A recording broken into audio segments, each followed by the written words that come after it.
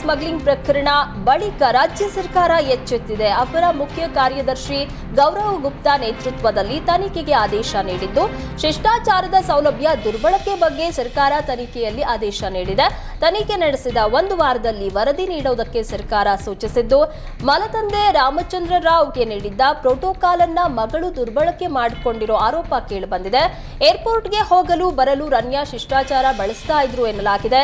ತಂದೆಯ ಪ್ರೋಟೋಕಾಲ್ ಬಳಸಿ Ranya airport checking ತಪ್ಪಿಸಿಕೊಳ್ತಾ ಇದ್ಲು ಎನ್ನಲಾಗಿದೆ.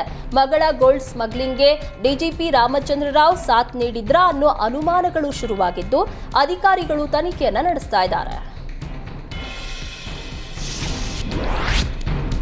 ಗೋಲ್ಡ್ ಸ್ಮಗ್ಲಿಂಗ್ ಆರೋಪಿ ನಟಿ ರನ್ಯಾ ರಾವ್ಗೆ ಮುಧೋಳ ಬ್ಯಾಂಕ್ ನಂಟು ಆರೋಪ ಕೇಳಿಬಂದಿದೆ. ರನ್ಯಾ ಖಾತೆಗೆ ಮುಧೋಳ ಸೌಹಾರ್ದ ಪತ್ತಿನ ಸಹಕಾರಿ ನಿಯಮಿತ ಬ್ಯಾಂಕ್ನಿಂದ ಹಣ ವರ್ಗಾವಣೆ ಆಗಿದೆ ಅಂತ ಹೇಳಲಾಗ್ತಾ ಇದೆ. ಹಣ ವರ್ಗಾವಣೆ ಕುರಿತು ಬ್ಯಾಂಕ್ ಮ್ಯಾನೇಜರ್ ಸ್ಪಷ್ಟನೆ ನೀಡಿದ್ದಾರೆ. ಬ್ಯಾಂಕ್ ಸ್ಟೇಟ್ಮೆಂಟ್ ಸಮೇತ ದಾಖಲಾತಿ ನೀಡಿದ್ದು, ನಮ್ಮ ಬ್ಯಾಂಕ್ನಿಂದ ಯಾವುದೇ ಹಣ ವರ್ಗಾವಣೆ ಆಗಿಲ್ಲ ಅಂತ ಬ್ಯಾಂಕ್ ಮ್ಯಾನೇಜರ್ ಶ್ರೀನಿವಾಸ್ ಕುಲಕರ್ಣಿ ಹೇಳಿದ್ದಾರೆ. ಈ ಬಗ್ಗೆ ಪೊಲೀಸರಿಗೂ ಮಾಹಿತಿಯನ್ನ ನೀಡಿದ್ದೇನೆ ಅಂತ ಮ್ಯಾನೇಜರ್ ಹೇಳಿದರು. ಡಿಕೆ ಸುರೇಶ್ ತಂಗಿ ಹೆಸರಲ್ಲಿ ಐಶ್ವರ್ಯ ಗೌಡ ವಂಚನೆ ಪ್ರಕರಣದ ಪುರಾಣಗಳು ಮತ್ತಷ್ಟು ಬಯಲಾಗ್ತಾ ಇವೆ. ಐಶ್ವರ್ಯ ಗೌಡಗೆ ಪ್ರಭಾವಿಗಳ ಜೊತೆಯಲ್ಲಿ ನಂಟಿದ್ದು, ಮಾಜಿ ಸಚಿವ ವಿನಯ್ ಕುಲಕರ್ಣಿ ಜೊತೆಯೂ ಐಶ್ವರ್ಯ ಗೌಡಗೆ ಲಿಂಕ್ ಇದೆ ಎನ್ನಲಾಗಿದೆ. 2023ರಿಂದಲೂ ವಿನಯ್ ಕುಲಕರ್ಣಿ ಜೊತೆ ಐಶ್ವರ್ಯ ವ್ಯವಹಾರದ ನಂಟಿದ್ದು, ಕುಲಕರ್ಣಿಯ ಫ್ಲೈಟ್ ಟಿಕೆಟ್ ರಹಸ್ಯ ಬಯಲಾಗಿದೆ.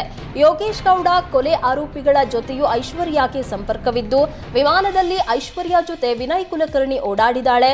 ದೆಹಲಿ, ಹೈದರಾಬಾದ್ಗೆ ಸುತ್ತಾಡಿದ್ದ ಐಶ್ವರ್ಯ ಕುಲಕರ್ಣಿ ಕೊಲೆ ಕೇಸ್ನ ಮತ್ತೊಬ್ಬ ಆರೋಪಿ ಅಶ್ವಥ್ ಜೊತೆಯೂ ಓಡಾಡಿರೋದು ಬೆಳಕಿಗೆ ಬಂದಿದೆ. ಮಾಜಿ ಸಚಿವ ವಿನಯ್ ಕುಲಕರ್ಣಿ ಜೊತೆ ಐಶ್ವರ್ಯ ಕೋಟಿ ವ್ಯವಹಾರ ಮಾಡಿದ್ದಾಳೆ ಎನ್ನಲಾಗಿದೆ. ಏಷ್ಯಾನೆಟ್ ಸುವರ್ಣ ನ್ಯೂಸ್ ಬಳಿ ಐಶ್ವರ್ಯ ಗೌಡ ಸ್ಫೋಟಕ ಆಡಿಯೋ ಬಯಲಾಗಿದ್ದು, ಬಸವರಾಜ್ ಮುತ್ತಗಿಗೆ ಐಶ್ವರ್ಯ ವಾಯ್ಸ್ ರೆಕಾರ್ಡ್ ಕಳಿಸಿದ್ಲು ಎನ್ನಲಾಗಿದೆ. ಕುಲಕರ್ಣಿ ಹಾಗೂ ಮಾವ ಅಣ್ಣಿಗೇರಿಗೆ ಐಶ್ವರ್ಯ 2 ಕೋಟಿ ಕೊಟ್ಟಿರೋದು ತನಿಖೆಯಿಂದ ಬಯಲಾಗಿದೆ.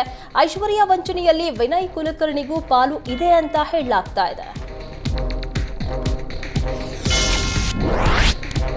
ರಾಜ್ಯ ಬಿಜೆಪಿಯಲ್ಲಿ ವಿಜಯೇಂದ್ರ ವರ್ಸಸ್ ಯತ್ನಾಳ್ ಸಂಘರ್ಷ ಮತ್ತಷ್ಟು ತಾರಕಕ್ಕೇರಿದೆ.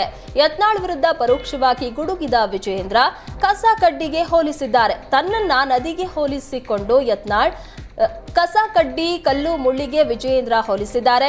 ವಿಜಯೇಂದ್ರಗೆ ಸಣ್ಣ ಪುಟ್ಟ ಸಮಸ್ಯೆ ಆದಾಗ ಜಗದ್ಗುರುಗಳು ನೊಂದುಕೊಳ್ತಾರೆ.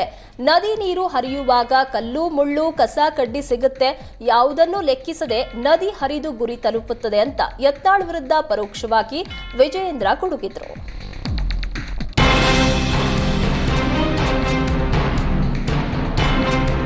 ಕೇಂದ್ರ ಬಜೆಟ್ನಲ್ಲಿ ಹಾಸನ ಅಲ್ಲ ಕರ್ನಾಟಕ ಹೆಸರೇ ಇಲ್ಲ ಅಂತ ಸಂಸದ ಶ್ರೇಯಸ್ ಪಟೇಲ್ ಕಿಡಿಕಾರಿದ್ದಾರೆ.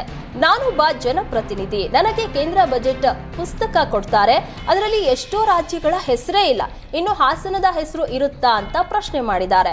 ರಾಜ್ಯ ಬಜೆಟ್ನಲ್ಲಿ ಹಾಸನ ಜಿಲ್ಲೆಗೆ ಸಾಕಷ್ಟು ಕೊಡುಗೆ ಕೊಟ್ಟಿದ್ದಾರೆ, ಸುಮ್ಮನೆ ಇಲ್ಲಸಲ್ಲದ ಹೇಳಿಕೆ ನೀಡಬಾರದು ಎಂದು ಶ್ರೇಯಸ್ ಪಾಟೀಲ್ ಕಿಡಿಕಾರಿದ್ರು.